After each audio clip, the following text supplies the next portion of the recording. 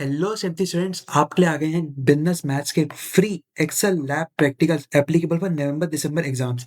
इसके अंदर जितने भी आपके क्वेश्चन बनते हैं, जितने भी आपके केसेस बनते हैं, जितने भी तरह से वो केसेस को सॉल्व कर सकते हैं, जितने भी मेथड्स बनते हैं, मैंने आपके यहाँ पे सारे कवर करा रखे हैं। बेसिक से लेके एडवांस तक आपके यहाँ पे सारी चीजें कवर्ड है। सारे कंसेप्ट आपके कवर है A to Z। जितने भी आपके फॉर्मुलाज होते हैं, टूल्स होते हैं, विद इजी एक्सप्लेनेशन के साथ मैंने आपके यहाँ पे कवर करा रखे हैं। उसके साथ साथ ही जितनी भी चीजें आपको यहाँ पे सारी एक ही प्लेटफॉर्म के ऊपर मिलेगी। एंड जितने भी मैंने आपको यहाँ पे क्वेश्चन करा रखे हैं, जितने भी केस करा रखे हैं, सबका आपको यहाँ पे एक्सेल फाइल का लिंक मिलेगा। तो क्या इसके बाहर कुछ आ सकता है? नहीं, इसके बाद तो कुछ आ ही नहीं सकता। क्या इनफ है? अरे नहीं, मोर देन इनफ है आपके लिए। तो आपको करना क्या है, डिस्क्रिप्शन एंड कमेंट सेक्शन के अंदर आपको एक लिंक प्रोवाइड करा गया है। उस लिंक पे आपको क्लिक करना है। लिंक पे क्लिक करने के बाद आपको फटाफट से अपने आप को इस कोर्स के अंदर करना है एनरोल। बिल्कुल फ्री है आपके लिए। आपको एनरोल कर लोगे। एनरोल करने के बाद अब आप कंटेंट को एक्सेस कैसे कर पाओगे? आप अपने कंटेंट को एक्सेस कैसे कर पाओगे? अगर आप एंड्रॉइड यूजर हो तो प्ले स्टोर से आपको डाउनलोड करनी है अपनी फुल मार्क क्लासेस एप्लीकेशन को डाउनलोड करो। उसके बाद अगर आप iOS यूजर हो तो ऐप स्टोर पे जाके आपको डाउनलोड करनी है अपनी माई इंस्टीट्यूट ऐप को। ऐप को डाउनलोड करने के बाद iOS यूजर आपको एक कोड फिल आउट करना पड़ेगा अपना, आपका UKYNBK। ये आपका कोड है UKYNBK। कुछ इस तरह का आपका यूजर इंटरफेस आएगा आपका माई इंस्टीट्यूट का। तो आपको ये वाली एप्लीकेशन डाउनलोड करना है। डाउनलोड करने के बाद आपको यहाँ पे अपना ऑर्गेनाइजेशन कोड को फिल आउट करना है। फिल आउट करने के बाद अब आप आ जाओ सीधा आगे। आगे आपके पास क्या होता है? आगे आपको यहाँ पे फटाफट इस कम्युनिटी को करना है ज्वाइन। फटाफट इसको स्कैन कर लो। स्कैन कर लिया आपने, इस कम्युनिटी को कर लो ज्वाइन, क्योंकि रेगुलर पेजेस के ऊपर हम इसके अंदर अपनी सारी स्टडी मटेरियल, सारे नोट्स, सारे PYQ वगैरह यहाँ पे अपडेट करते रहते हैं। जितनी भी आपकी ड्यू रिलेटेड गाइडलाइंस होती है और उसके अंदर अपडेट्स होते हैं, अलर्ट्स होते हैं, वो भी हम यहाँ पे अपडेट करते रहते हैं। तो फटाफट से इस कमेटी को कर लो ज्वाइन, क्योंकि ये कमेटी आपके यहाँ पे काम आएगी टिल सेमेस्टर 6 तक। तो कर लो फटाफट इस कमेटी को ज्वाइन। एंड एक काम और, फटाफट से कर लो अपने चैनल को सब्सक्राइब, क्योंकि अब यहाँ पे आपकी रेलिवेंट मटेरियल को आना शुरू हो गया है। अब अगर ऐसी और रेलिवेंट मटेरियल आपके लिए आता रहे तो फटाफट कर लो चैनल को सब्सक्राइब। तो चलो, इस वीडियो के अंदर हम क्या करेंगे? इस वीडियो के अंदर मैं आपका यहाँ पे पूरा एक यूनिट कवर कराऊंगा आपकी LPB वाली। तो चलो उस वीडियो के अंदर बनते हैं, इस वीडियो को स्टार्ट करते हैं। तो चलो let's get into the video. इस वीडियो के अंदर हम अपना बिजनेस मैथ्स का प्रैक्टिकल स्टार्ट करेंगे। देखेंगे कि हमारे एग्जाम में कैसे-कैसे क्वेश्चन आते हैं, कैसे-कैसे क्वेश्चन पूछे जाता है एंड उन क्वेश्चनों को कैसे-कैसे सॉल्व करना होता है अपने एक्सेल के थ्रू। ठीक है? अब प्रैक्टिकल को स्टार्ट करने से पहले मैं आपको उसकी कुछ बातें बता देता हूँ।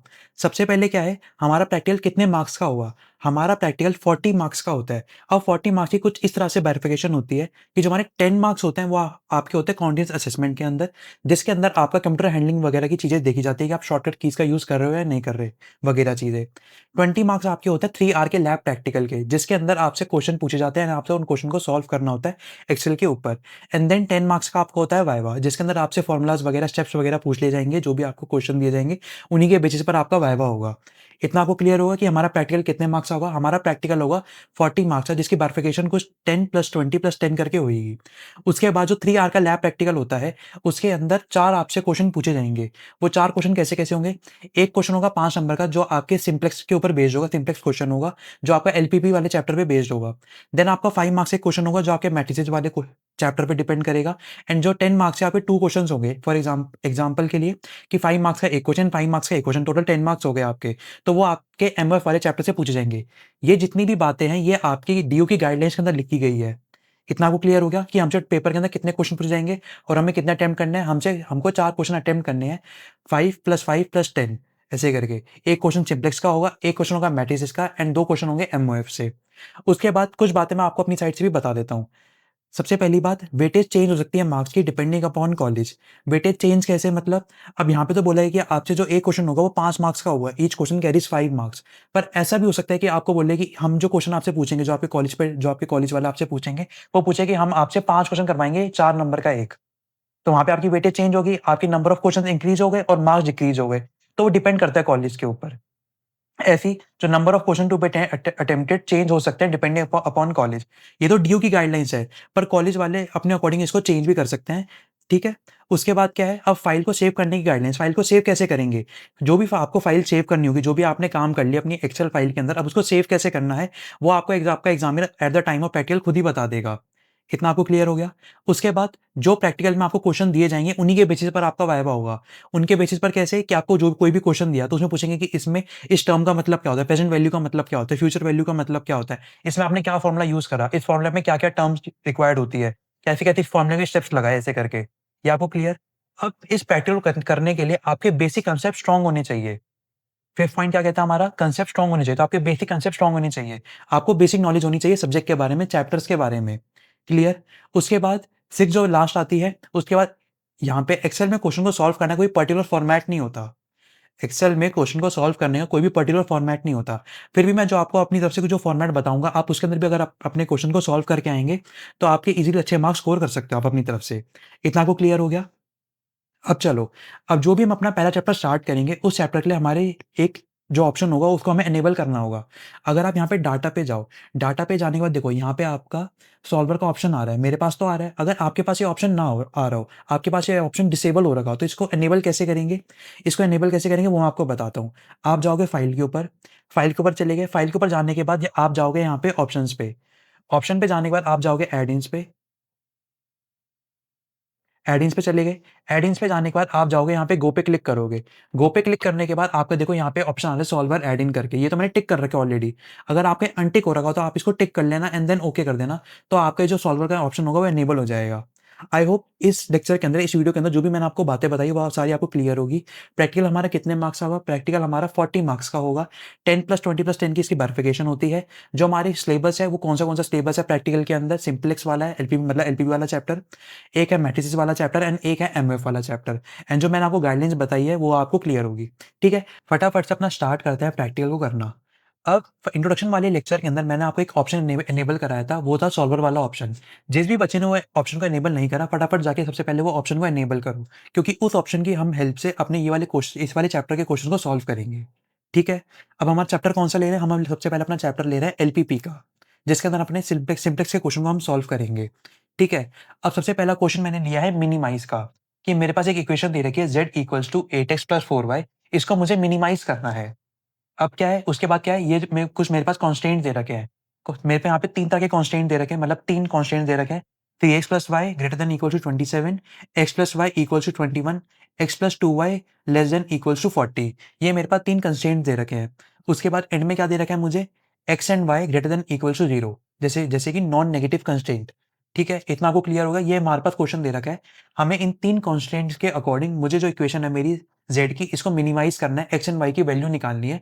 जो मेरी अगर इस इक्वेशन के अंदर पुट करेंगे 8x + 4y वाली इक्वेशन के अंदर, तो जो मेरा z हो वो मिनिमाइज़ हो जाए, वो सबसे मिनिमम आए। इतना आपको क्लियर है? अब इस क्वेश्चन को सॉल्व कैसे करेंगे? सबसे पहले आपको क्या करना है, सबसे पहले आपको यहाँ पे लिखना है मिनिमम z। अगर हम मैक्सिमाइज़ करते हैं तो हम यहाँ पे लिखते हैं मैक्सिमम z, max z करके।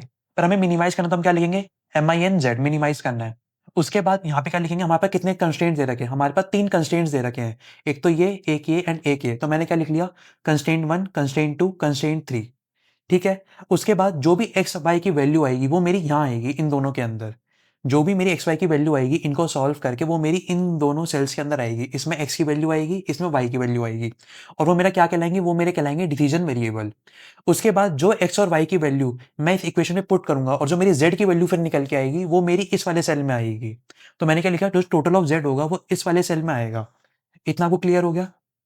चलो, अब ये जो जितने भी सेल मैंने यहाँ पे छोड़ रखे हैं, जितने भी सेल यहाँ पे एम्प्टी है, इनके अंदर मैं अपने x एंड y के कोएफ़िशिएंट्स लिखूँगा। कोएफ़िशिएंट कैसे? अब ये देखो, अब यहाँ पे मिनिमम z करना है। अब z इक्वेशन के अंदर मेरा x का कोएफ़िशिएंट और y का कोएफ़िशिएंट क्या चल रहा है? अगर मैं देखूँ तो मेरा x का कोएफ़िशिएंट चल रहा है यहाँ पे 8 और y का चल रहा है 4। तो मैं क्या करूँगा, मैं यहाँ पे लिख लूँगा 8 एंड इसके आगे लिख लूँगा 4। तो मेरा x एंड y के कोएफ़िशिएंट्स हो गए। उसके बाद अब आ जाओ एक-एक करके कांस्टेंट्स के ऊपर। कांस्टेंट 1 के अंदर हमारा x का कोएफ़िशिएंट क्या चल रहा है और y का कोएफ़िशिएंट क्या चल रहा है? x का चल रहा है मेरा यहाँ पे 3 एंड y का चल रहा है मेरा यहाँ पे 1। देखो 3 एंड 1, तो मैंने यहाँ पे x एंड y के कोएफ़िशिएंट लिख लिए। कोएफ़िशिएंट लिखने के बाद अब यहाँ पे इस वाले सेल में कुछ मत करना, जहाँ पे मैंने येलो कर रखा है। अब आप आगे आ जाओ। इस वाले सेल पे आ गए। इस वाले सेल पे आने के बाद अब ये देखो कि अब आपका यहाँ पे क्या साइन है। जो आपकी वाली इक्वेशन थी, ये 3x + y, ये ग्रेटर देन इक्वल टू 27 है। तो मैं यहाँ पे क्या लिखूँगा? मैं यहाँ पे लिखूँगा ग्रेटर देन इक्वल्स टू, ये मैंने लिख लिया। नेक्स्ट सेल पे मैं क्या लिखूँगा? 27। इतना आपको क्लियर? आपको इतना करना है। अब जो जो मैंने जैसे-जैसे कंस्ट्रेंट 1 के अंदर करा है, वैसे-वैसे आपको आगे कंस्ट्रेंट्स में भी करना है। ठीक है? अब कंस्ट्रेंट 2 के अंदर आपकी x की वैल्यू एंड y की वैल्यू है। x की वैल्यू है आपकी 1 एंड y की वैल्यू भी आपकी 1। ठीक है? उसके बाद यहाँ पे साइन क्या चल रहा है? यहाँ पे साइन चल रहा है इक्वल्स टू का, तो मैं इस वाले सेल में क्या लिखूँगा? Equals to. देन उसके बाद इस आगे क्या चल रहा है? 21, तो मैं यहाँ पे लिख लूँगा 21। मैंने लिख लिया। उसके बाद कंस्ट्रेंट 3 के अंदर आपकी x का कोएफ़िशिएंट क्या चल रहा है? यहाँ पे चल रहा है 1 एंड y का चल रहा है यहाँ पे 2। ठीक है? उसके बाद साइन कौन-सा चल रहा है? साइन यहाँ पे चल रहा है लेस देन इक्वल्स टू एंड आगे चलेंगे तो यहाँ पे लिखा हुआ है 40। तो हमने अभी तक यहाँ पे अपने क्वेश्चन की में जो-जो चीज़ें दे रखी थी वो हमने यहाँ पे अपनी लिख ली। ठीक है? अब उसके बाद क्या करना है, अब हम यहाँ पे लगाएंगे फॉर्मूलाज। अब फॉर्मूलाज कैसे लगाएंगे, सबसे पहले हम फॉर्मूला लगाएंगे अपने येलो वाले सेल के अंदर। कौन सा वाला येलो सेल, इस वाले सेल के अंदर जो मैंने आपको यहाँ पे छुड़वाया ना, यहाँ पे एम्प्टी सेल्स, ये 3 सेल छुड़वाए, इन वाले सेल के अंदर हम अपने फॉर्मूला लगाएंगे। और फॉर्मूला लगाएंगे कैसे, अब देखो सबसे पहला क्या करोगे, इक्वल्स टू करने के बाद ब्रैकेट ओपन करोगे, ब्रैकेट ओपन करने के बाद सिलेक्ट करोगे कंस्ट्रेंट 1 में जो x का कोएफिशिएंट है उसको सिलेक्ट करोगे, इसको मल्टीप्लाई करोगे, जो भी आपका डिवीजन वेरिएबल, जो भी आपकी x की वैल्यू आती, उससे आप इसको मल्टीप्लाई करोगे, एंड x की वैल्यू जो आपकी यहाँ वाली इस वाले सेल को आप कर दोगे फिक्स। अब फिक्स कैसे करना है, फिक्स आपको करना है फंक्शन प्लस F4 करके। अब मेरे वाले लैपटॉप के अंदर नॉर्मल अगर मैं F4 क्लिक करता हूँ तो यहाँ पे ये डॉलर साइन लग जाता है, डॉलर साइन से ये फिक्स हो जाता है। पर कुछ हो सकता है कि आपके लैपटॉप के अंदर फंक्शन प्लस F4 करके हो, और कुछ लैपटॉप में हो सकता है कि सिर्फ F4 पे क्लिक करने पे हो जाए, तो आप वो करके देख लेना। अब मैं करूँगा ब्रैकेट को क्लोज़, देन करूँगा यहाँ पे प्लस का साइन, प्लस का मैंने साइन लगा दिया, देन ब्रैकेट ओपन करने के बाद अब मैं कंस्ट्रेंट 1 के जो y का कोएफिशिएंट चल रहा है इसको सिलेक्ट करूँगा, सिलेक्ट करने के बाद इसको मल्टीप्लाई करूँगा डिवीजन वेरिएबल y वाले से, और इसको कर दूँगा यहाँ पे फिर से फिक्स करने के बाद मैं करूँगा यहाँ पे ब्रैकेट को क्लोज़। ठीक है, इतना आपको समझ में आ गया? जो भी मेरा कंस्ट्रेंट 1 का x का कोएफिशिएंट था उसको मैंने डिवीजन वेरिएबल मतलब x से मल्टीप्लाई कर दिया, प्लस कर दिया यहाँ पे जो भी कंस्ट्रेंट 1 में जो मेरा y का कोएफिशिएंट था उसको मैंने मल्टीप्लाई कर दिया यहाँ पे डिवीजन वेरिएबल y से। इतना वो क्लियर हो गया? अब मैं इसको कर दूँगा यहाँ पे एंटर, तो मेरी 0 वैल्यू आ गई, क्योंकि ये देखो ना 3 इंटू 0 0 प्लस में करेंगे 1 इंटू 0 0, तो 0 ही आएगा यहाँ पे। अब मैं क्या करूँगा, अब मैं इसको यहाँ पे देखो राइट बॉटम पे अगर मैं सेल को सिलेक्ट कर रखा है, राइट बॉटम पे अगर मैं आऊँगा तो प्लस का साइन आएगा, इस प्लस के साइन को मैं नीचे ड्रैग कर दूँगा। ड्रैग करने से जो फॉर्मूला होगा ये मेरे आगे के सेल्स में भी लग जाएगा। इतना आपको क्लियर हो गया? अब मैंने वैल्यू को फिक्स क्यों करा था? अब ये देखो अगर मैं वैल्यू को फिक्स नहीं करता, अगर आप इस वाले सेल पे ध्यान दो तो यहाँ पे क्या हो रहा है, B19 into B23 and C19 into C23, ये इसको मल्टीप्लाई कर रहे हैं आपस में।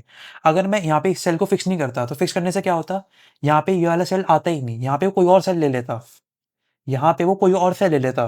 पर मुझे तो यही सेल से मल्टीप्लाई करना था। अगर मैं कंस्ट्रेंट 2 के अंदर भी आ रहा हूँ तो मुझे 1 इंटू दिस सेल प्लस में करता 1 इंटू दिस सेल, तो मुझे यही मल्टीप्लाई करना था ना। इतना वो क्लियर हुआ कि मुझे क्या करना था। मुझे अगर कंस्ट्रेंट 1 की बात करूँ तो कंस्ट्रेंट 1 की वैल्यू कैसे निकालनी थी यहाँ पे इस वाले सेल में, तो 3 इंटू दिस सेल प्लस में करा मैंने 1 इंटू दिस सेल। अब क्या हो रहा है, इन 3 सेल्स के अंदर सिर्फ जो डिवीजन वेरिएबल है वो फिक्स है, बाकी सब तो चेंज ही हो रहे हैं। नेक्स्ट वाले में कैसे निकाला हमने, 1 इंटू दिस सेल प्लस में करेंगे 1 इंटू दिस सेल, ऐसे करके ये दो तो फिक्स ही रहेंगे ना, इसलिए मैंने दोनों को फिक्स कर दिया।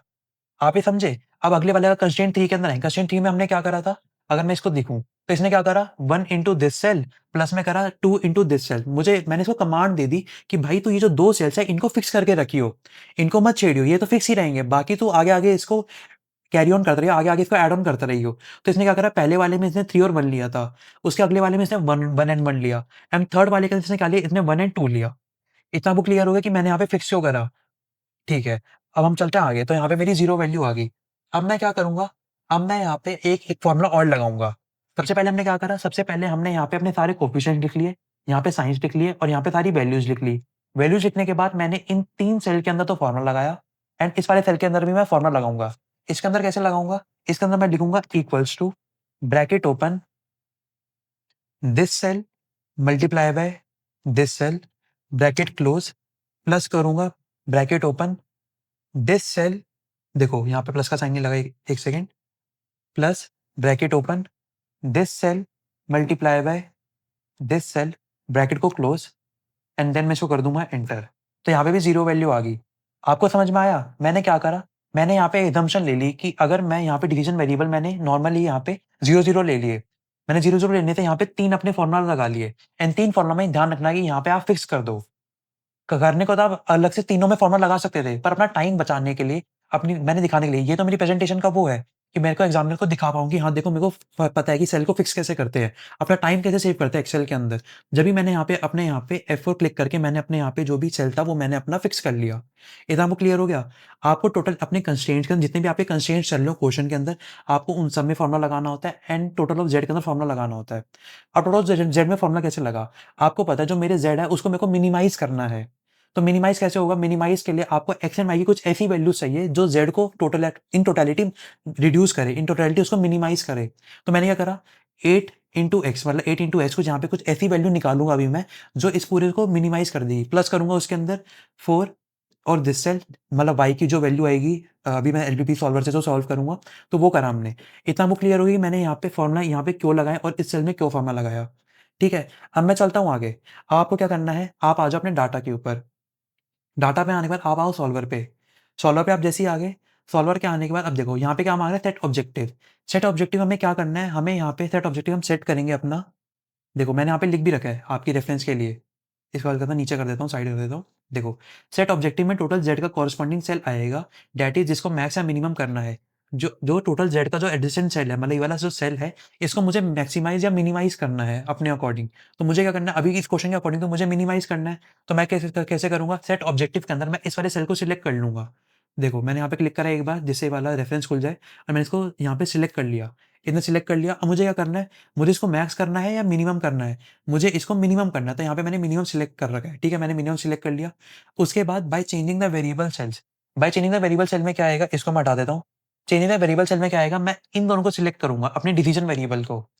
चेंजिंग वेरिएबल सेल के अंदर आपके डिसीजन वेरिएबल के 2 cells side by side select होंगे, मतलब ड्रैग होके इन दोनों को सिलेक्ट कर लेना, तो आपके ये आ गए। उसके बाद मैं क्या करूँगा, ये देखो यहाँ पे कुछ पहले से ही डले हुए हैं, अब इनको मैं डिलीट कर देता हूँ एक बार। ठीक है, अब यहाँ पे मैं एक-एक करके अपने कंस्ट्रेंट्स को ऐड करता हूँ। सब्जेक्ट टू द कंस्ट्रेंट्स कैसे? मेरे को इनके अंदर सब कंस्ट्रेंट जो अपने ऐड करने हैं। कैसे ऐड करूँगा? आप यहाँ पे क्लिक क्लिक करोगे ऐड के ऊपर। ऐड पे क्लिक करने के बाद अब ये माँग रहा है सेल रेफरेंस। सेल रेफरेंस कौन-सा? मुझे सेल रेफरेंस चाहिए ये वाला। कर लिया सिलेक्ट। उसके बाद देखो साइन कौन-सा लगा हुआ है और यहाँ पे साइन कौन-सा लगा है, तो मैं ये वाला साइन सिलेक्ट करूँगा। ग्रेटर देन इक्वल्स टू का, देखो ग्रेटर देन इक्वल सिलेक्ट करा। अब कंस्ट्रेंट क्या है? कंस्ट्रेंट है मेरा 27। अब मैं इसको कर दूँगा ऐड। ऐड क्यों करूँगा? क्योंकि अभी मुझे और ऐड करने हैं इसके अंदर, तो मैं करूँगा यहाँ पे ऐड पे क्लिक। ये ऐड हो गया मेरा। अब अगले वाले में क्या करूँगा, सेट रेफरेंस मेरी अब इस वाले इसकी दूँगा। अब मुझे कैसे साइन कौन-सा च साइन मुझे चाहिए ये वाला इक्वल्स टू वाला एंड कंस्ट्रेंट मेरा क्या होगा 21, तो मैंने 21 सिलेक्ट कर लिया। अब मुझे एक और ऐड करना है, तो मैं किस पे क्लिक करूँगा? अब मैं करूँगा फिर से ऐड पे क्लिक। ये ऐड हो गया। अब उसके बाद क्या करूँगा, सेट रेफरेंस के अंदर मैं ये वाला सेल सिलेक्ट करूँगा। उसके बाद साइन के अंदर देखो ये वाला साइन सिलेक्ट है। ये वाला साइन सिलेक्ट है ना, लेस देन इक्वल्स टू का, ठीक है। तो मेरे को कुछ छेड़ना नहीं है यहाँ पे। अब कंस्ट्रेंट पे आके मैं क्या करूँगा, यहाँ पे मैं सिलेक्ट करूँगा 40 को। अब क्या अब मैं फिर से ऐड करूँ? नहीं, अब मुझे करना है ओके। अब मेरे तो सारे ऐड हो चुके हैं ना, अब मैं कर दूँगा इसको ओके। तो मैंने कर दिया ओके। अब देखो आप में आपके यहाँ पे तीनों यहाँ पे ऐड हो चुके हैं। अब आपको क्या करना है, आपको ये वाले ऑप्शन को टिक करके रखना है, make unconstrained variable non negative. हमेशा इस ऑप्शन को टिक करना है। उसके बाद अगर यहाँ पे क्लिक करोगे, यहाँ पे क्लिक करने के बाद आपके पास 3 ऑप्शन आएँगे। तीनों में से आपको सिर्फ़ ये वाला सिलेक्ट करना है, सिम्प्लेक्स एलपी करके। सिम्प्लेक्स एलपी करके आपने सिलेक्ट करना है एंड इसको यहाँ पे क्लिक कर देना है सॉल्व के ऊपर। सॉल्व पे क्लिक करने के बाद आपसे माँगेगा कि आपको क्या इसके अंदर रिपोर्ट्स चाहिए? तो आप बोलोगे हाँ, मुझे रिपोर्ट्स भी चाहिए। अगर आपका एग्ज़ामिनर बोलता है कि आपको रिपोर्ट्स भी क्रिएट करनी है, तो आप रिपोर्ट भी क्रिएट करना। रिपोर्ट्स कैसे क्रिएट करोगे? आप यहाँ पे इसको सिलेक्ट कर लोगे, इसको भी और इसको भी, तीनों को सिलेक्ट कर लोगे एंड देन ओके पे क्लिक कर दोगे। ओके पे क्लिक करने के बाद इसने आपकी तीनों को रिपोर्ट्स बना दी एंड यहाँ पे इसको सेल को मिनिमाइज़ भी कर दिया। अब ये देखो, शुरुआत में क्या था, जब हमने फ़ॉर्मूला लगाया था, तो फ़ॉर्मूला में हमारा यहाँ पे इन तीनों सेल्स में 0 आ रहा था और यहाँ भी 0 आ रहा था। पर मैंने एलपीपी सॉल्वर की मदद से डिवीज़न वेरिएबल की कुछ ऐसी वैल्यूज़ निकाली, एक्स एंड वाई की कुछ ऐसी वैल्यूज़ निकाली, जिससे मेरा जो ज़ेड होगा, वो मेरा यहाँ पे मिनिमम आ गया। जो मेरा यहाँ पे जो ज़ेड है, वो मिनिमम आ गया। देखो इसने अपने अभी यहाँ पे सारी वैल्यूज़ फ़िल कर ली ना, यहाँ पे जो ये बता रहे हैं कि इन कंस्ट्रेंट्स के अकॉर्डिंग जो मेरा एक्स की वैल्यू, डिवीज़न वेरिएबल जो मेरा एक्स आ रहा है, वो मेरा 3 होना चाहिए एंड इन कंस्ट्रेंट्स के अकॉर्डिंग ही जो मेरी वाई की वैल्यू 18 होनी चाहिए। अगर ये 2 वैल्यू है, अगर इन 2 वैल्यू को मैं इस वाली इक्वेशन के अंदर पुट करूँगा, Z equals to 8x + 4y वाली इक्वेशन के अंदर, जो मैंने यहाँ पे पीछे फ़ॉर्मूला लगा रखा है, ये देखो 8 इंटू 3 प्लस 4 इंटू 18 करके, तो जो ज़ेड होगा वो मेरा मिनिमम आएगा, ठीक है? इतना वो क्लियर होगी कैसे-कैसे करा। और ये देखो, ये रिपोर्ट भी देख लो, यहाँ पे आपकी तीनों रिपोर्ट जनरेट होके भी आ गई। Answer report 1, sensitivity report 1 and limits report 1, ठीक है? इतना आपको क्लियर हो गया ये क्वेश्चन मैंने कैसे करा। सबसे पहले मैंने क्या करा, सबसे पहले मैंने अपने जितने भी यहाँ पे मेरे सेल्स हैं, उनके अंदर मैंने यहाँ पे मिनिमम ज़ेड लिखा। जितने भी कंस्ट्रेंट सेल हैं, मैंने यहाँ पे कंस्ट्रेंट 1, कंस्ट्रेंट 2, कंस्ट्रेंट 3 करके लिखा। बहुत ही सिंपल क्वेश्चन है, बस आपको वैल्यूज़ पुट करनी है। तो 4-5 सेल के अंदर फ़ॉर्मूला लगाना है एंड अपने एलपीपी सॉल्वर पे जाके इसको सॉल्व कर लेना है। आपका यहाँ पे 5 मिनट के अंदर क्वेश्चन पूरा हो जाएगा। अब आप मैंने यहाँ पे क्या करा, उसके बाद मैंने यहाँ पे जितने भी एक्स एंड वाई के कोएफ़िशिएंट्स चल रहे हैं, एक तो ज़ेड वाली इक्वेशन के अंदर एंड कंस्ट्रेंट्स के अंदर, वो सारे मैंने यहाँ पे नोट डाउन कर लिए। मैंने यहाँ पे साइंस नोट डाउन कर लिए, मैंने यहाँ पे वाली सारी वैल्यूज़ नोट डाउन कर ली। फिर इस सेल के पीछे मैंने फ़ॉर्मूला लगाया, एक बार मैंने फॉर्मूला लगाया, 2 सेल को फिक्स करा, फिक्स करने के बाद उसको ड्रैग ऑन कर दिया। ड्रैग ऑन करने से मेरे आगे के दोनों सेल्स में भी सेम फॉर्मूला लग गया। और उसके अंदर चेंज क्या हुआ? चेंज मेरा सिर्फ यहाँ पे अगर पहले वाले सेल में मेरा 3 और 1 चल रहा था, B19 और C19 की जगह, तो अगले वाले सेल में मेरा यहाँ पे 1 एंड 1 चल गया, जिसके अंदर मेरा B20 और C20 इसने उठा लिया एंड 3 और 18 इसने फिक्स कर ही रखा था, क्योंकि मैंने फंक्शन फोर्सेस को फिक्स कर रखा था। उसके बाद मैंने टोटलिटी ऑफ जेड, मतलब टोटल जेड के अंदर मैंने अपना यहाँ पे फॉर्मूला लगा रखा था, जिसके अंदर मैंने 8 इंटू 3 प्लस 4 इंटू 18 कर रखा था। एंड एलपीपी सॉल्वर सॉल्व करने के बाद इसने मेरे को एक्स एंड वाई की कुछ ऐसी वैल्यूज दे दी जो मेरी जो इस पूरी इक्वेशन को सॉल्व करेगा, मिनिमाइज करेगा एंड इन 3 कंस्ट्रेंट्स के अकॉर्डिंग। ठीक है, इतना आपको समझ में आ गया? आपको रिपोर्ट जनरेट करना भी मैंने बता दी। अब आते हैं नेक्स्ट क्वेश्चन के ऊपर। नेक्स्ट क्वेश्चन हमारा क्या कहता है? नेक्स्ट क्वेश्चन मैंने लिया है आपका मैक्सिमाइज के ऊपर। पेपर में मोस्टली जो क्वेश्चन होता है मैक्सिमाइज के ऊपर पूछा जाता है। ठीक है? तो चलो फिर भी मैंने आपको एक बार करा दिया कि मिनिमाइज का अगर कोई क्वेश्चन आता है आपको करना कैसे है? कुछ नहीं है, बिल्कुल सेम स्टेप्स है जैसे हम करते हैं, बस वहाँ पे जहाँ पे आपको याद है कि हमने यहाँ पे मिनिमम सिलेक्ट करा था, एक जगह पे ऑप्शन टिक कर रखा था। उसके साइड में मैक्सिमम था, आप उसको मैक्सिमम सिलेक्ट कर लेंगे, आपका क्वेश्चन पूरा सॉल्व हो जाएगा। ठीक है? अब आ जाओ इस क्वेश्चन के ऊपर। इस क्वेश्चन में क्या है, हमें जो इक्वेशन दे रखी है z equals to 8x plus 12y करके, इसको मुझे मैक्सिमाइज करना है। मैक्सिमाइज किसके अकॉर्डिंग? ये मेरे पास 3 कंस्ट्रेंट चल रहे हैं, इन 3 कंस्ट्रेंट्स के अकॉर्डिंग मुझे इसको मैक्सिमाइज करना है। इतना आपको क्लियर हो गया? अब एक-एक करके चीज़ों को लिखते हैं। अब पिछले वाले क्वेश्चन में क्या था, पिछले वाले क्वेश्चन के अंदर मैंने यहाँ पे मिनिमम z लिखा था, पर यहाँ पे मैं क्या लिखूँगा? मैक्स z, क्योंकि मुझे z को मैक्सिमम करना है। अब मैक्स z वाली इक्वेशन के अंदर मेरी x का कोएफिशिएंट क्या चल रहा है? x का कोएफिशिएंट चल रहा है यहाँ पे मेरा 8। देखो 8 चल रहा है ना, 8, तो मैंने यहाँ पे 8 लिख लिया सिंपली। एंड y का कोएफिशिएंट क्या चल रहा है? y का कोएफिशिएंट चल रहा है यहाँ पे मेरा 12, तो मैंने 12 लिख लिया। ठीक है, अब आ जाओ आप कंस्ट्रेंट 1 के अंदर। कंस्ट्रेंट 1 के अंदर आपका x का कोएफिशिएंट, y का कोएफिशिएंट क्या चल रहा है? यहाँ पे मेरा चल रहा है 1 एंड y का भी चल रहा है मेरा यहाँ पे 1, तो मैंने यहाँ पे दोनों में 1-1 लिख लिया। उसके बाद मैं क्या करूँगा? उसके बाद देखो, उसके बाद मैं इस वाले सेल पे आऊँगा। इस वाले सेल पे मैं अब देखो मेरा साइन कौन-सा चल रहा है? मैंने आपको बताया ना कि यहाँ पे बीच का एक चीज़ तो छोड़ दो, एक कॉलम तो छोड़ दो, उसके बाद अगले वाले सेल से लिखना चालू करना। अब यहाँ पे मेरा साइन क्या चल रहा है? मेरा साइन चल रहा है पहले कंस्ट्रेंट के अंदर इक्वल्स टू का, तो मैं लिख दूँगा यहाँ पे इक्वल्स टू एंड वैल्यू क्या चल रही है मेरी? वैल्यू चल रही है मेरी 5, तो मैं यहाँ लिख दूँगा 5, ठीक है? अब आ रहा हूँ कंस्ट्रेंट 2 के ऊपर। कंस्ट्रेंट 2 के अंदर मेरी x का कोएफिशिएंट क्या चल रहा है? x का कोएफिशिएंट चल रहा है मेरा यहाँ पे 1, तो मैंने यहाँ पे 1 लिख लिया। 1 लिखने के बाद मेरा y का क्या चल रहा है? y का तो यहाँ पे कुछ है ही नहीं, तो इसको मैं छोड़ देता हूँ। इसको मैं एज़ इट इज़ यहाँ पे छोड़ देता हूँ, 0 लिखने की भी ज़रूरत नहीं है, इसको ऐसे ही छोड़ दो। आपने छोड़ दिया। उसके बाद आप आगे आ जाओ, इस यहाँ पे अब साइन क्या चल रहा है? साइन चल रहा है मेरा ग्रेटर दैन इक्वल्स टू का एंड वैल्यू क्या चल रही है? वैल्यू मेरी चल रही है यहाँ पे 2, तो यहाँ पे मैं लिख लूँगा 2। अब आ रहा हूँ कंस्ट्रेंट 3 के ऊपर। कंस्ट्रेंट 3 में क्या मेरा कोई x का कोएफिशिएंट है? x तो यहाँ पे है ही नहीं, तो यहाँ पे मैं इसको साइन को छोड़ देता हूँ। पर y का है, y का मेरा यहाँ पे क्या चल रहा है? y का मेरे यहाँ पे कोएफिशिएंट चल रहा है 1, तो मैंने 1 लिख लिया। अब मैं आगे आ जाता हूँ। आगे आने के बाद यहाँ पे देखो, यहाँ पे क्या साइन चल रहा है? यहाँ पे चल रहा है लेस देन इक्वल्स टू का। मैंने लेस देन इक्वल्स टू लिखा, देन यहाँ पे लिखूँगा 4। ठीक है? बिल्कुल सेम कर रहे हैं जैसे पिछले वाले क्वेश्चन हमने करा था, बिल्कुल सेम स्टेप्स होता है सारे क्वेश्चन के अंदर, एक ही तरह के स्टेप्स लगेंगे। यहाँ पे मैंने लिख लिया 4। अब 4 लिखने के बाद अब देखो, अब मैं क्या करूँगा? इन सेल्स में फॉर्मूला लगाऊँगा। फॉर्मूला कैसे लगाऊँगा? Equals to, bracket open. अब आपको पता है मुझे किसको किससे मल्टीप्लाई करना है? कंस्ट्रेंट 1 के coefficient of x and coefficient y को मल्टीप्लाई करना है मुझे डिसीजन वेरिएबल x और डिसीजन वेरिएबल y से एंड उन दोनों का सम निकाल देना है। ठीक है? तो मैं कैसे करूँगा? This cell multiply by this cell, इसको फंक्शन F4 से मैंने फिक्स कर लिया, ब्रैकेट को करा क्लोज, देन प्लस का sign, then bracket open, then this cell multiply by this cell, function F4 से मैंने इसको फिक्स कर लिया, देन ब्रैकेट को करा मैंने क्लोज एंड इसको कर दूंगा एंटर। अब देखो 0 हमें आएगा यहाँ पे, देखो 0 आ गया। अगर यहाँ पे 0 आया तो समझ लेना आपने बिल्कुल सही करते जा रहे हो। अब मैं क्या करूंगा? अब मैंने फिक्स कर लिया था, अब मैं इसको आगे कर दूंगा ड्रैग। ड्रैग कर दिया मैंने, इसने अपने आप ही आगे 2 सेल में भी फॉर्मूला यहाँ पे लगा दिया, आप पे चेक भी कर सकते हो। ठीक है?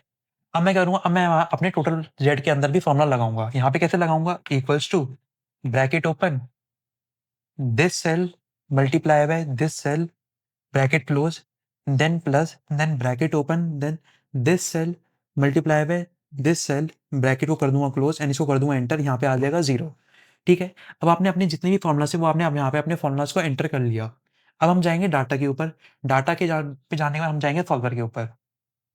सॉल्वर पे जाने के बाद अब मैंने आपको क्या बताया था? सेट ऑब्जेक्टिव के अंदर क्या चुनोगे? सेट ऑब्जेक्टिव के अंदर आपको जिसको मैक्सिमाइज़ करना है, मिनिमाइज़ करना है, वो वाला सेल चुनोगे, वो वाला सेल सिलेक्ट करोगे। अब मुझे इस वाले सेल को सिलेक्ट कर लिया, ये वाले सेल को मुझे मैक्सिमाइज़ करना है, तो मैंने सिलेक्ट कर लिया। मैंने से देखो यहाँ पे मैंने सिलेक्ट कर लिया। उसके बाद अब मुझे क्या करना है? पिछले वाले क्वेश्चन के अंदर हमने मिनिमम करना था, तो यहाँ पे मैंने मिनिमम के ऑप्शन ऑप्शन पे टिक करा था। अब मुझे क्या करना है? अब मुझे मैक्सिमाइज़ करना है, तो मैं यहाँ पे मैक्सिमाइज़ पे ऑप्शन पे टिक करूँगा। मैंने मैक्सिमाइज़ कर लिया। मैक्सिमाइज़ करने के बाद अब मुझे कौन से वेरिएबल को चेंज करना है? मुझे इन 2 वेरिएबल को चेंज करना है, तो मैंने 2 वेरिएबल सिलेक्ट कर लिए, B14 एंड C14 इसे मैंने अभी सिलेक्ट कर लिए, ठीक है? मैंने यहाँ पे ड्रैग करके दोनों एक साथ ही सिलेक्ट करने हैं, ठीक है? अब यहाँ पे जितने भी पहले से डले हुए हैं, इनको मैं डिलीट कर देता हूँ एक बार। ये सब मैंने डिलीट कर दिए। अब मैं यहाँ पे करूँगा ए करके अपने कंस्ट्रेंट्स को ऐड। अब मैं ऐड पे गया, ऐड पे जाने का फटाफट बताओ सेल रेफरेंस के अंदर अंदर हम कौन-सा सेल सिलेक्ट करते थे? हम करते थे ये वाला सेल सिलेक्ट। हम इसके अंदर कौन-सा साइन? साइन यहाँ पे है इक्वल्स टू का, देखो इक्वल्स टू का चल रहा है। कंस्ट्रेंट कौन-सा? कंस्ट्रेंट चलेगा ये वाला। अब आपको पता है कंस्ट्रेंट 5 है, आपको 5 नहीं लिखना, आपको सेल को सिलेक्ट करना है। आपको पता है यहाँ पे 0 चल रहा है, वो चल रहा है, आपको लिखना नहीं है वहाँ पे 0 या 5 या 2 या 4 ऐसे लिखना नहीं है, आपको सेल को सिलेक्ट करना है, ये ध्यान रखना। अब मुझे आगे और ऐड ऐड कैसे करूँगा? मैं यहाँ पे क्लिक करूँगा ऐड पे, ये वाला सिलेक्ट करा, देन साइन को ऐसे सिलेक्ट कर लिया, सिलेक्ट करने कंस्ट्रेंट के अंदर मेरा यहाँ पे है 2, देन इसको करूँगा ऐड, ऐड करने के बाद ये वाला सेल सिलेक्ट करा सेल रेफरेंस के अंदर, ये मेरा यहाँ पे साइन ऑलरेडी सिलेक्टेड है, उसके बाद कंस्ट्रेंट के अंदर मैंने यहाँ पे 4 को सिलेक्ट करके अब यहाँ पे मैं करूँगा ओके, ऐड करूँगा या ओके करूँगा? ओके करूँगा क्योंकि अब मुझे ऐड तो कुछ और करना ही नहीं है, मेरे यहाँ पे तीनों कंस्ट्रेंट्स ऐड हो चुके हैं, अब मैं करूँगा इसको ओके। तो देखो तीनों कंस्ट्रेंट्स मेरे ऐड हो चुके हैं। अब मैंने क्या बताया था makes unconstrained variable non negative को आपको टिक करके रखना है एंड इन 3 में से जो-सा भी है उसमें से आपको सिंपलेक्स एलपी पे सिलेक्ट करके रखना है।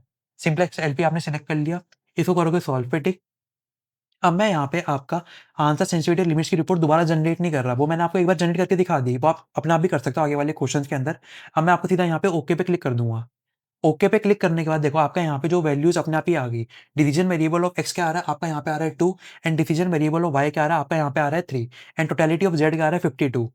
आपकी इन कंस्ट्रेंट्स के अकॉर्डिंग आपकी एक्स एंड वाई की 2 एंड 3 करके वैल्यू आ रही है एंड वो ऐसी वैल्यूज़ है जो अगर आप इस वाली इक्वेशन के अंदर डालोगे, इस z equals to 8x plus 12y करके, तो आपके जो z होगा वो मैक्सिमम होगा और मैक्सिमम z आपका क्या है? वो हमेशा रहेगा 52। मैक्सिमम जेड अगर आप यूज़ करोगे, इन 3 कंस्ट्रेंट्स का यूज़ करोगे एंड अपने इन कंस्ट्रेंट्स जो एक्स एंड वाई की वैल्यू आई, उसको अगर इस इक्वेशन में पुट करोगे, तो जेड मैक्सिमम कहाँ तक जाएगा? 52 तक जाएगा। जेड की मैक्सिमम वैल्यू 52 होगी। इतना में क्लियर हो गया? ये वाला क्वेश्चन क्लियर हो गया आपको?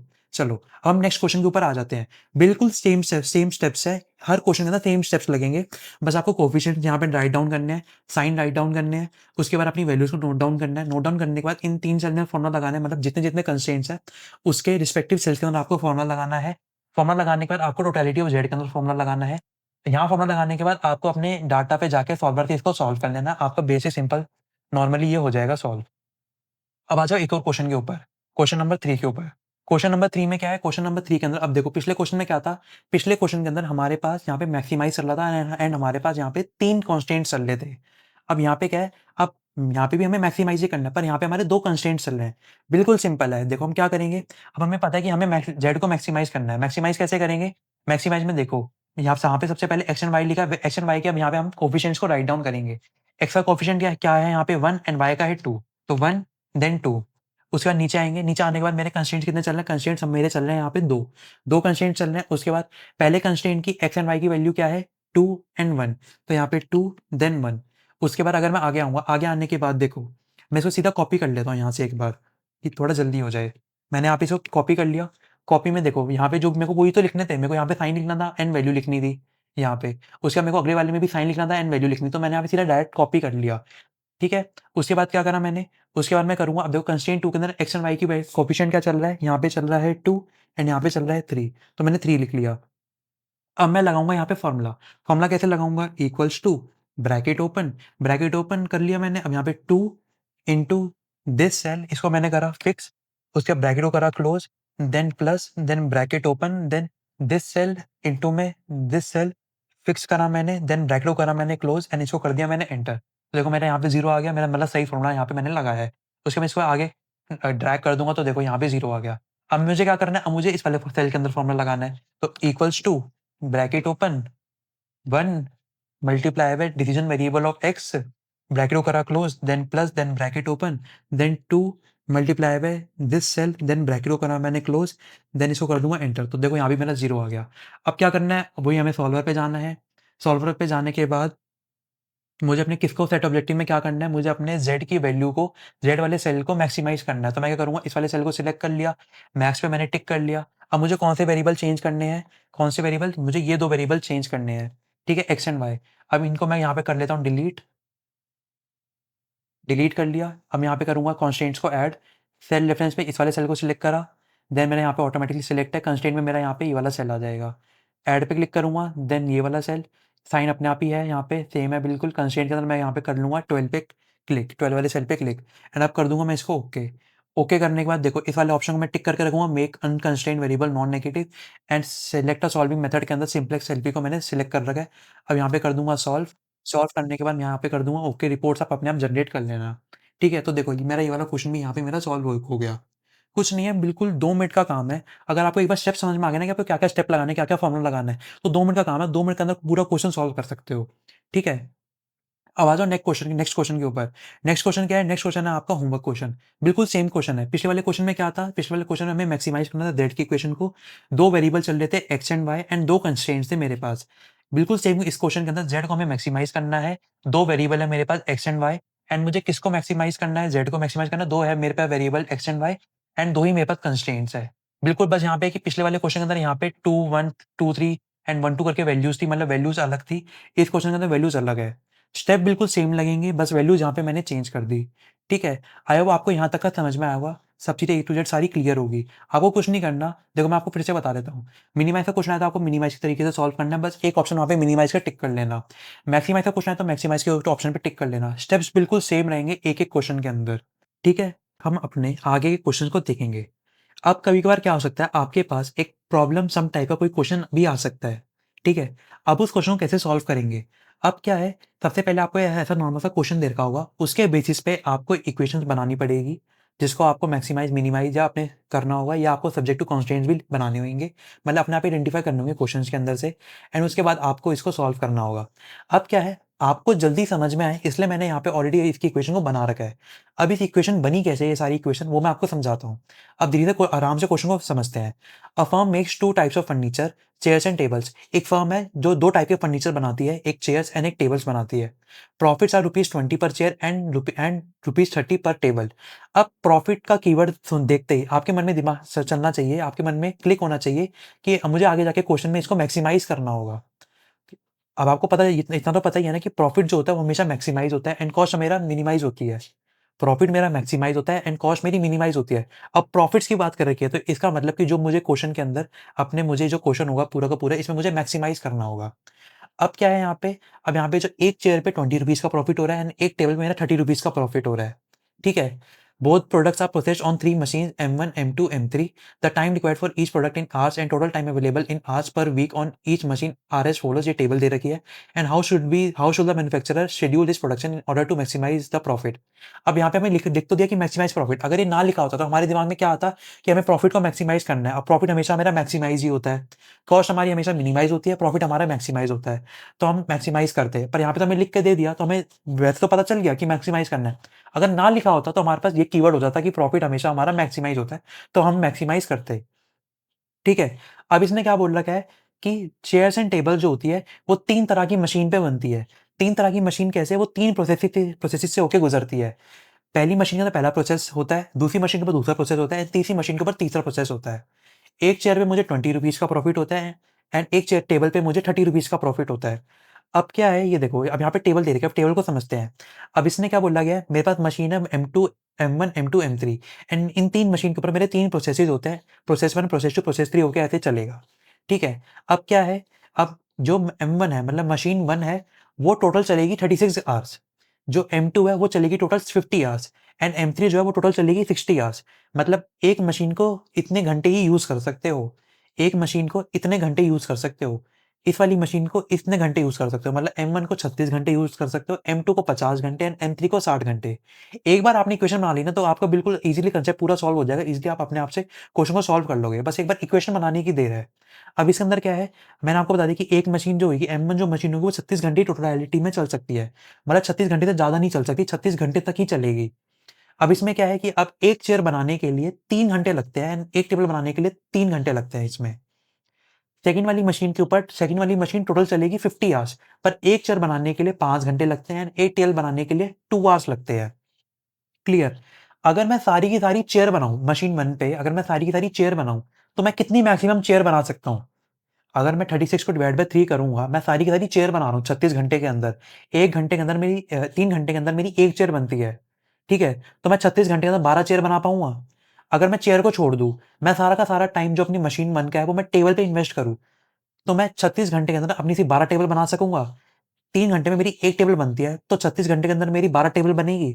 ऐसी बात करते हैं मशीन 2 की। मशीन 2 चलेगी सिर्फ 50 आवर्स तक, 50 आवर्स मैक्सिमम चलेगी। अगर 1 चेयर बनती है इसके ऊपर 5 घंटे में, अगर मैं सारा का सारा जो मशीन 2 का जो टाइम है 50 आवर्स, उसको मैं सारा का सारा इन्वेस्ट कर दूँ चेयर के ऊपर, चेयर बनाने में, तो 5 घंटे में 1 चेयर बनती है, तो 50 घंटे में 10 चेयर बनेगी। और अगर इसी को छोड़ दूँ, चेयर को छोड़ दूँ, टेबल बनाने में लगाऊँ, तो कितनी टेबल बनेगी मेरी? 50 घंटे के अंदर 2 घंटे के अंदर मेरी 1 टेबल बनती है, तो 25 घंटे तो प 50 घंटे के अंदर मेरी 25 टेबल बनेगी। 2 घंटे के अंदर अगर मेरी 1 टेबल बनती है, तो 50 घंटे के अंदर मेरी 25 टेबल बनेगी। इतना आपको क्लियर हो गया?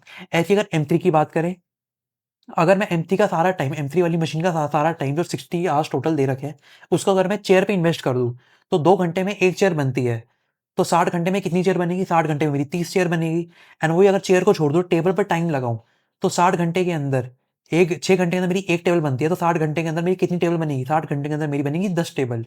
तो कुछ इसी तरह के कॉम्बिनेशन में हमें कुछ ऐसी चेयर का नंबर निकालना है, चेयर और टेबल का नंबर निकालना है कि कितनी चेयर बनाऊँ, कितने टेबल बनाऊँ, जिसे अगर मैं इस वाली इक्वेशन के अंदर रखूँ 20 चेयर और फिर 20 into number of chair and 30 into number of tables में रखूँ, तो मेरा जो प्रॉफिट हो मैक्सिमाइज हो जाए।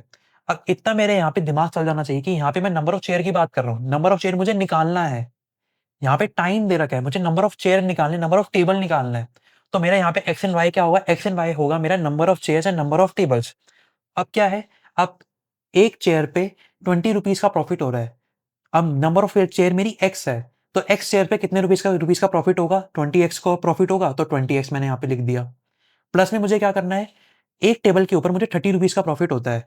मैंने कितनी टेबल बनाई? मैंने टेबल बनाई Y, Y number of table मैंने बनाई, तो वाई नंबर ऑफ टेबल में मुझे कितना प्रॉफिट होगा? 30 वाई होगा। तो मुझे मैक्सिमाइज क्या करना है? मुझे करना है maximise Z equal to 20x plus 30 Y.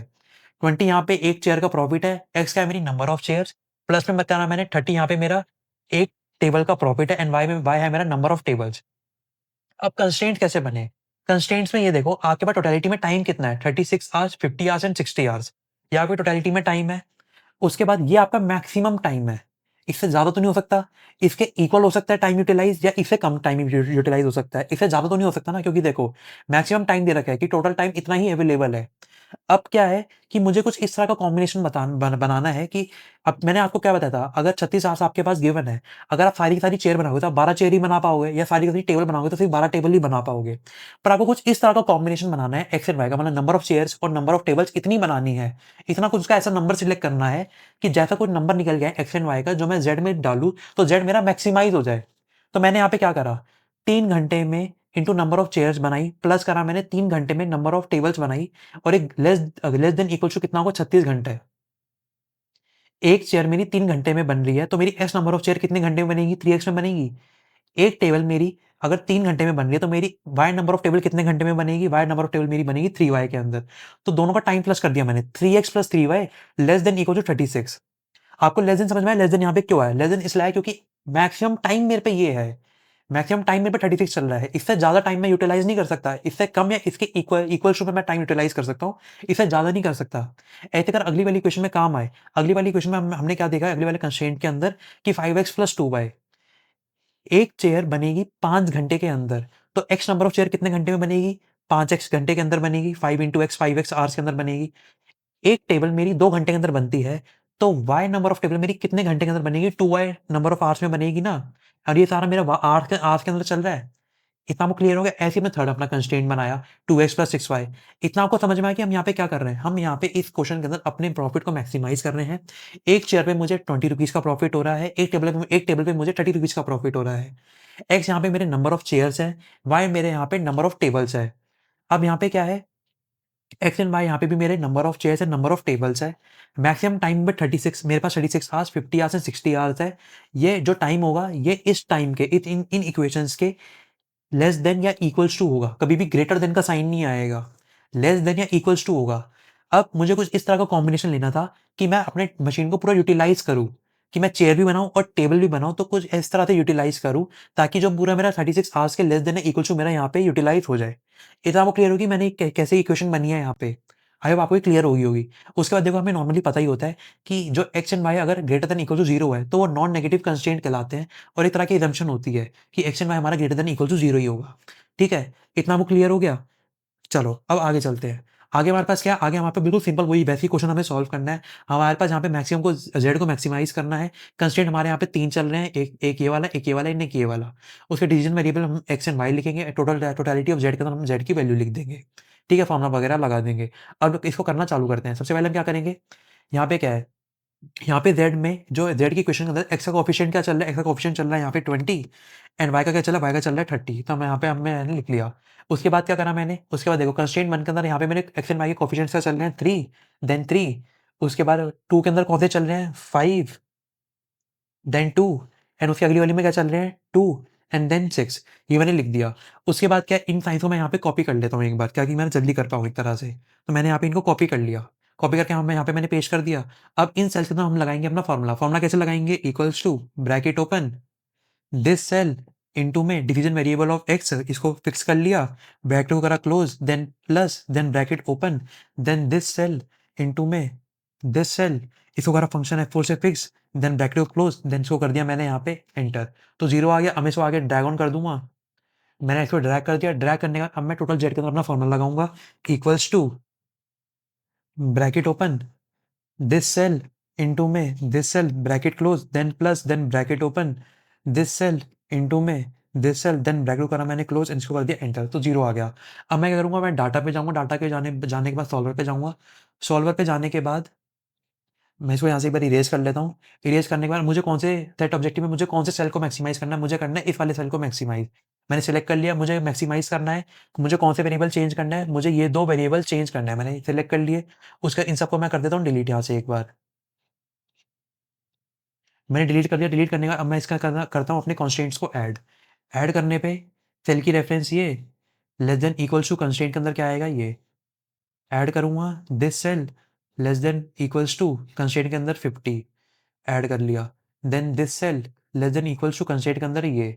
अब मैं इसको कर दूंगा ओके। मेरे सारे यहाँ पे ऐड हो गए। ऐड होने के बाद मैं क्या करूँगा? इसको मैं यहाँ पे वाले ऑप्शन को टिक कर लूँगा, make unconstrained variables non negative and simplex LP मेरा यहाँ पे सिलेक्ट है।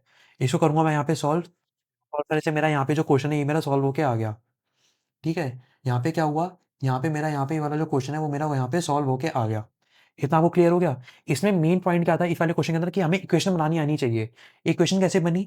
ये हमें क्वेश्चन को पढ़ के समझ में आया कि जो हमें क्या है यहाँ पे क्वेश्चन के अकॉर्डिंग हमें मैक्सिमाइज़ करना है। वैसे तो यहाँ पे लिख दे कि मैक्सिमाइज़ प्रॉफिट करना है, पर हमें वैसे भी अगर प्रॉफिट तो बात होती है, अगर कुछ भी नहीं लिखा होता, प्रॉफिट की बात हो रही होती, तो हम समझते हैं कि हमें प्रॉफिट हमेशा मैक्सिमाइज़ ही करना होता है। कॉस्ट हमेशा मिनिमाइज़ करनी होती है, प्रॉफिट हमेशा मैक्सिमाइज़ करना होता है। ठीक है? एक चेयर पे मुझे ₹20 का प्रॉफ़िट हो रहा था, एक टेबल पे मुझे ₹30 का प्रॉफ़िट हो रहा था। तो दोनों पे कितना होएगा? 20x प्लस 35 करगा 35 को प्लस करेंगे तो मेरा यहाँ पे प्रॉफ़िट निकल के आएगा। प्रॉफ़िट को करना है मुझे मैक्सिमाइज़। उसके बाद x क्या है मेरी यहाँ पे नंबर ऑफ चेयर्स, y क्या है मेरी नंबर ऑफ टेबल्स। उसके बाद मैंने यहाँ पे सारी अपनी वैल्यूज़ को पुट करा। पुट करने के बाद मैंने यहाँ पे अपने क्वेश्चन को डाटा सॉल्वर की मदद से सॉल्व कर लिया। ठीक है? अब आ जाओ नेक्स्ट क्वेश्चन के ऊपर। नेक्स्ट क्वेश्चन क्या है? नेक्स्ट क्वेश्चन है आपका होमवर्क का। इस होमवर्क के क्वेश्चन के अंदर क्या चल रहा है? ये देखो 3 तरह के कंस्ट्रेंट्स है, 2 वेरिएबल है x and y and maximise करना है। ये देखो 3 तरह के कंस्ट्रेंट्स है, 2 वेरिएबल है x and Y and maximise करना है। बिल्कुल सेम क्वेश्चन हो गया, बस फिगर चेंज है, ये आपको खुद सॉल्व करना है। ऐसे ही 7th क्वेश्चन भी कि 3 तरह के कंस्ट्रेंट्स है, यहाँ पे एक्स एंड वाई 2 वेरिएबल चल रहे हैं एंड मैक्सिमाइज़ करना है। वही मैक्सिमाइज़ करना है, एक्स एंड वाई 2 वेरिएबल चल रहे हैं एंड 3 तरह के कंस्ट्रेंट चल रहे हैं। ठीक है? ये 6 एंड 7 भी आपका होमवर्क हो गया। अब आ जाओ आप सीधा 8 के ऊपर। 8 में क्या है? 8 में अब आप यहाँ पे देखो, आपके यहाँ पे कितने कंस्ट्रेंट चल रहे हैं? यहाँ पे आपके कंस्ट्रेंट चल रहे हैं 3। 3 कंस्ट्रेंट चल रहे हैं, दिस एक तो ये वाला, एक ये वाला एंड एक ये वाला। इसको मैं हल्का सा बड़ा कर लेता हूँ। देखो, ये हो गया। यहाँ पे 3 तरह के कंस्ट्रेंट्स चल रहे हैं। उसके बाद क्या है? वेरिएबल कितने चल रहे हैं? वेरिएबल चल रहा है एक्स, वाई एंड ज़ेड। तो 3 तरह के वेरिएबल चल रहे हैं। बिल्कुल सेम सेम स्टेप्स होंगे। कैसे करेंगे इसको? अब हमें यहाँ पे क्या करना है? यहाँ पे देखो गलती से मैंने मिनिमम ज़ेड लिखा है। हमें इसको करना है मैक्सिमाइज़। तो हम क्या लिखेंगे? Max Z. ठीक है? इसको मैं कर दूँगा एंटर। तो मुझे इसको मैक्सिमाइज़ करना है। ठीक है? इतना वो क्लियर हो गया। अब आगे क्या करना है? आगे देखो, अब मैक्स ज़ेड के अंदर हम क्या लिखते थे? एक्स, वाई एंड ज़ेड का जो ज़ेड वाली इक्वेशन के अंदर उसके कोएफ़िशिएंट होते थे, वो लिखते थे। तो एक्स का कोएफ़िशिएंट क्या है? एक्स का कोएफ़िशिएंट है यहाँ पे 30। उसके आगे y का क्या है? y का है यहाँ पे है 40 एंड उसके आगे क्या है? 35। तो 35 लिख लिया। अब क्या है? Constraint 1, constraint 2 and constraint 3। इसको मैं एक बार कॉपी कर लेता हूँ यहाँ से। कॉपी करके मैं यहाँ पे इसको पेस्ट कर लेता हूँ। मैंने यहाँ पे पेस्ट कर लिया। ठीक है, इतना वो क्लियर हो गया। उसके बाद अब क्या है, यहाँ पे कंस्ट्रेंट्स में उसके कोएफिशिएंट लिखने हैं एक्स, वाई एंड जेड के। तो यहाँ पे क्या चल रहा है, 3 4 2, तो 3 4 2, उसके बाद 2 1 2, 2 1 2, उसके बाद 1 2 3, 1 2 3। ये यहाँ पे मैंने लिख लिया। अब मैं लगाऊंगा फॉर्मूला। फॉर्मूला कैसे लगाऊंगा, इक्वल्स टू, पहले हम 2 करते थे, अब हम 3 के साथ करेंगे। तो क्या करेंगे, bracket open, this cell multiply करेंगे डिवीजन वेरिएबल एक्स से, फिक्स कर देंगे, ब्रैकेट ब्रैकेट 2 करेंगे close, then plus, then bracket open, then this cell multiply by this cell, fix करा, ब्रैकेट को करा close, then plus, then bracket open, then this cell multiply करा, this cell F4 से fix करा, then bracket को करा close and इसको कर दूंगा एंटर। तो देखो मेरा यहाँ पे फॉर्मूला लग गया। पहले क्या होता था, पहले हमारे पास 2 वेरिएबल चलते थे, तो हम जो अपनी फॉर्मूला लिखते थे हम यहाँ तक लिखते थे फॉर्मूलाज। अब हमारे पास यहाँ पे 3 वेरिएबल चल रहे हैं, तो हम यहाँ पे फॉर्मूलाज को और आगे एक्सटेंड कर देंगे। अगर 4 वेरिएबल चल रहे होते तो हम आगे 4 तक एक्सटेंड कर देते, एक और यहाँ पे ऐड ऑन कर देते। ठीक है, स्टेप बिल्कुल सेम है, बस एक ही तरीके से सारे क्वेश्चन सॉल्व होंगे।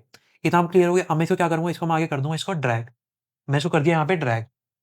अब मैं लगाऊंगा अपने टोटल जेड के अंदर यहाँ पे फॉर्मूला। तो कैसे लगाऊंगा, इक्वल्स टू, ब्रैकेट ओपन,